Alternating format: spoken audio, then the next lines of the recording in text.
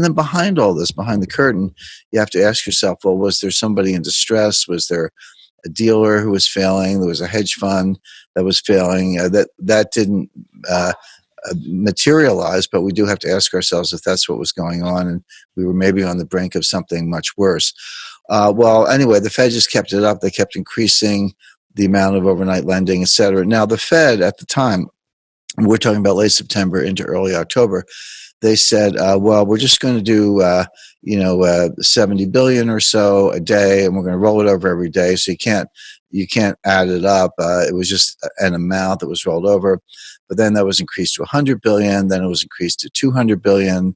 And then the overnight became a week, and the week became 2 weeks. Well, here we are 5 months later, into February 2020. And guess what? The program is bigger than ever. The terms of the repo have been extended.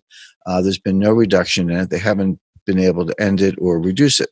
Now, I call this QE4. A lot of people disagree with that. The Fed disagrees with that. But we're arguing about definitions. The technical definition, bear in mind the Fed denied that they were doing QE to begin with. They had another name for it, but QE sort of caught on and stuck, and we got to QE2 and QE3, et cetera. And the QE, as it was exercised by Bernanke and Yellen, Janet Yellen, was basically long-term assets, 10-year notes predominantly. And what's going on now is with very short-term assets, 30-day bills, 60-day bills, short-term treasury bills, et cetera. So the Fed says, well, it's not QE because we're not buying 10-year notes. We're buying, 30-day bills. Well, fine. If that's your definition, then I guess it's not QE. But you're still printing money. You're still expanding the money supply. You're still growing the balance sheet. So that's what I call QE. I don't want to get into a long, drawn-out debate about definitions. But the fact is the Fed has embarked in a new at this point, 5 month, but with no end in sight, program of flooding the market with liquidity to the tune of hundreds of billions of dollars. It's now up to about $400 billion after having started out at the $70 billion level. Now, could the Fed unwind it pretty quickly? Yeah.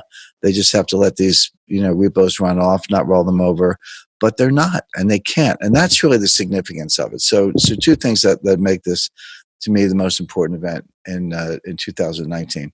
Well, three things in particular. Number one, it came as a surprise. The Fed thought everything was under control, and boom, all of a sudden, here's this spike in repo rates, and the system is cash short. Number two, was there a near failure behind it, some distress that we haven't heard about yet, but it was there, and it was giving rise. It's what explains why the banks wouldn't lend the money until the Fed, in effect, flooded the zone and forced them to.